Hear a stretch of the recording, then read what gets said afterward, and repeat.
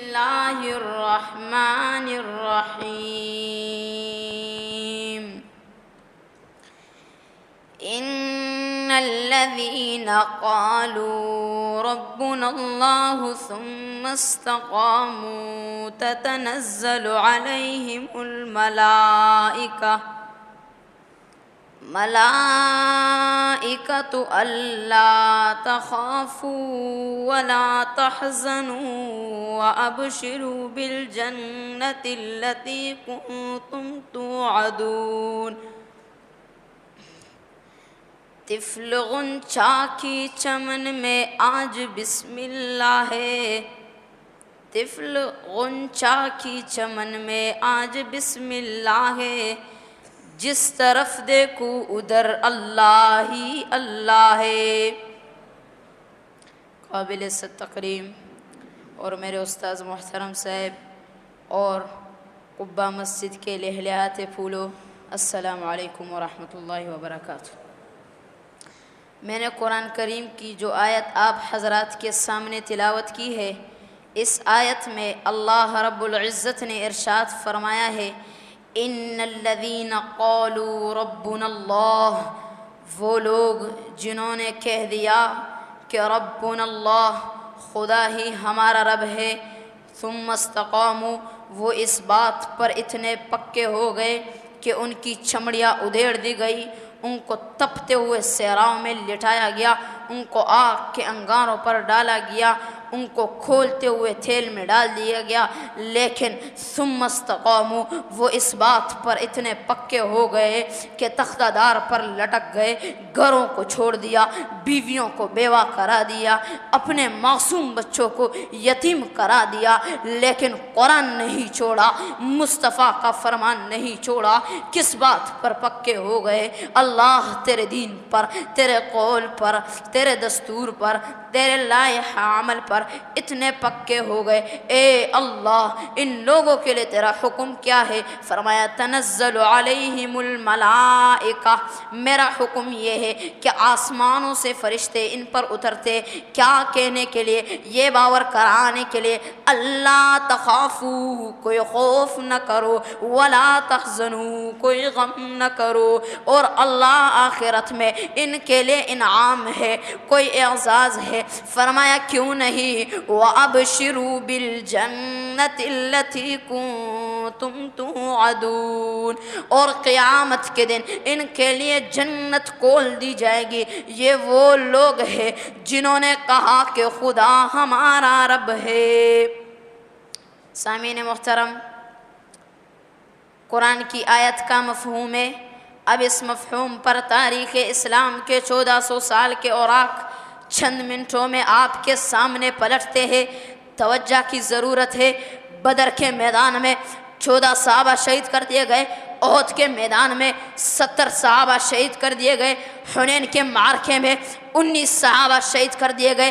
اس دین کے لیے، اس مشن کے لیے، عظمت اسلام کے لیے وہی صحابہ اپنے اس مشن کے لیے حیات کی قربانی دے گئے، سب کچھ لوٹا گئے۔ حضور کے 23 سالہ دور نبوت میں 256 صحابہ شہید ہوئے۔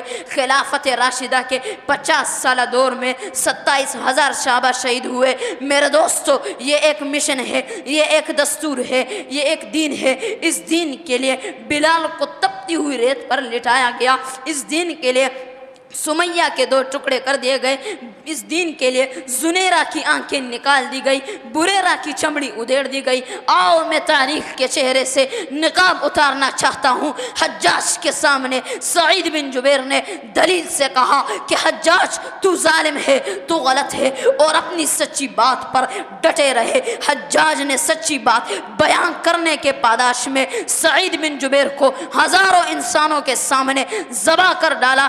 امام ابو حنیفہ رحمہ اللہ کو حکومت وقت نے اپنے موقف پر ڈٹے رہنے کی وجہ سے جیل میں ڈالا تو جنازہ بھی جیل سے نکلا۔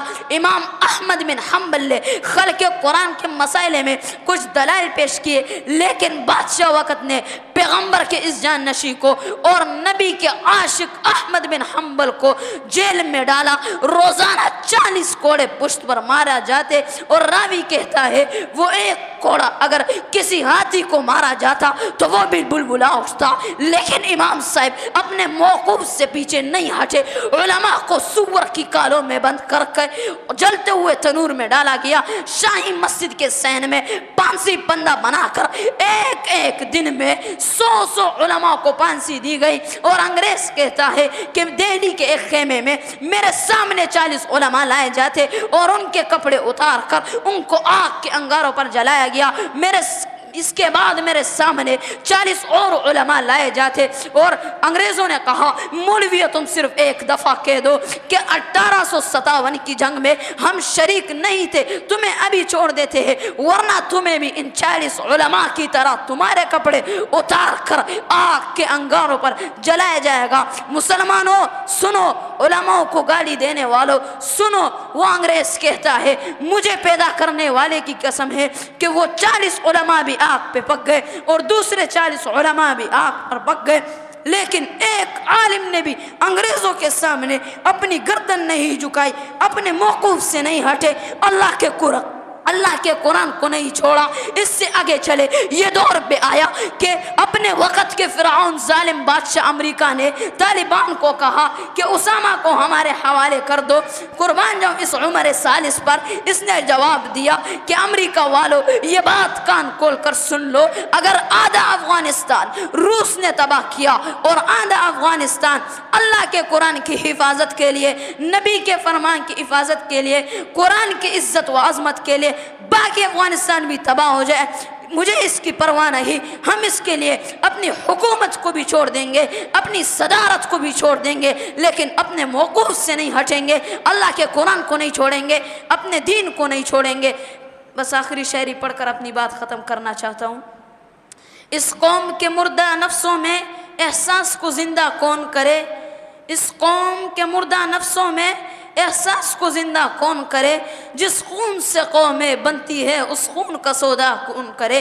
کچھ کفر نے فتنے پہلائے، کچھ ظلم نے شعلے بڑکائے، سینوں میں عداوت جاگ اٹھی، انسان سے انسان ٹکرائے، رحمت کی گٹائیں لہرائے، دنیا کی امیدیں برآئے، اکرام و عطا کی بارش نے اخلاق کے موتی برسائے، پامال کیا برباد کیا کمزور کو طاقت والوں نے، جب ظلم و ستم حد سے بڑھا تو محمد عربی تشریف لائے۔